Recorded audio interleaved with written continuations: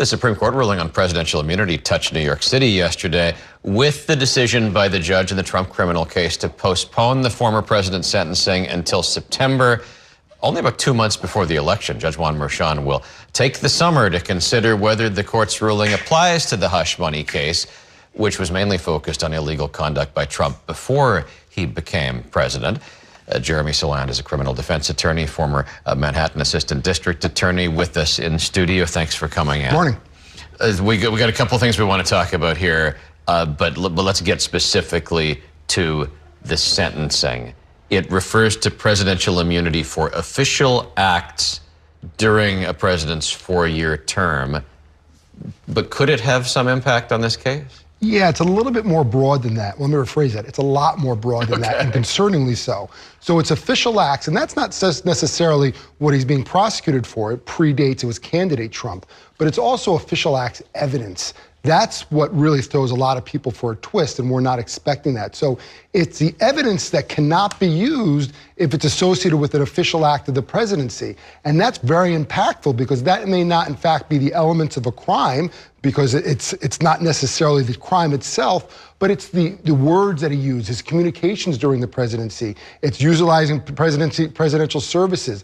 There was questions about, are tweets and public statements part of those official act evidence that cannot be in a trial, even though it wasn't while he was president in terms of the crime itself. So what could the judge do here? The judge will spend the next few weeks looking at this Supreme Court decision, re-examining what evidence was presented at the case. Absolutely. What's the range of possibilities in September? Well, I think the judge never expected that there would be this official act evidence component as opposed to just the official act. And I think now that we're seeing this in September, it's really a sign showing there is no way, for those who thought it might have happened, that Donald Trump is going to see a day in jail. Most people didn't believe that, but those who thought it might happen, it's not going to see that happen. Sentencing the president to incarceration in September right before the election is just not realistic. Separately, I think that there's a real possibility what will happen is the case will proceed, and this is an appellate issue. There was an opportunity to file certain motions after the verdict.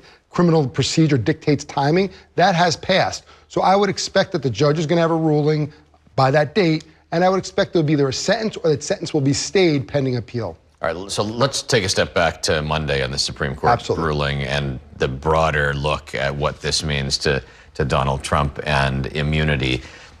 This is a court that is 6-3 voting in favor of this case, a very strong dissenting opinion on the liberal side of the court.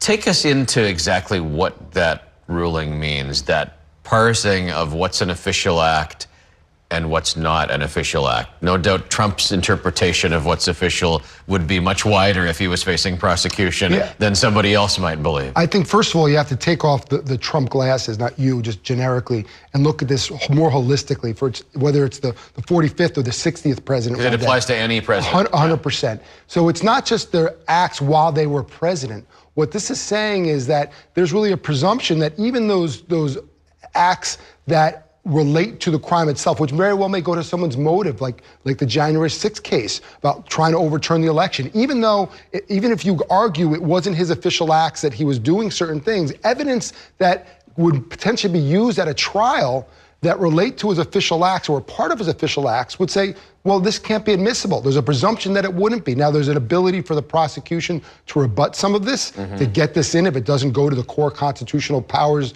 of the executive branch. But it really handcuffs any prosecution for pursuing a president or former president that during their tenure at that time they were committing crimes. And as Sotomayor said, if I say, give me money for a bribe so I can get you off and pardon you, you can't prosecute that. If I want to kill someone who's an opponent with SEAL Team 6, I can't prosecute you. It's really overly broad, and again, you have to take off your glasses, whether it's Biden, Trump, or some future president. It's dangerous, I think, in its scope. You've watched this court for decades as a lawyer. Is this the most political the court has ever seemed, or maybe I'm not looking at it? I guess it really it depends how you define political, but from a pure political standpoint, it certainly is. And I think it's fair for people to look at this and have their concerns about, is this way because we have Trump appointees to the Supreme Court? But we also should be really reasonable and say, they've articulated their reasons. I may disagree, and even Supreme Court cases do change over time. I mean, they're not chiseled in stone. They are right now, but that can be seen. A new case can come out down the road and a new decision. But yes, politics certainly appears to have influence. Yeah, well, it's just there are times in the past when you've been surprised that a conservative justice sided with the liberals or a liberal justice sided with the conservatives. Those seem from the outside, and I haven't done an analysis decision by decision, but it seems like we are falling strictly along liberal and conservative lines more frequently. Yeah, and that's really a testament to what's going on in the nation. It's how divisive it is. I think the appropriate word is disappointment. I think a lot of people are disappointed with this decision, and the ripple effects are going to be felt for a long time, no matter whether you're wearing red or blue goggles. Thanks for coming on this morning. My pleasure.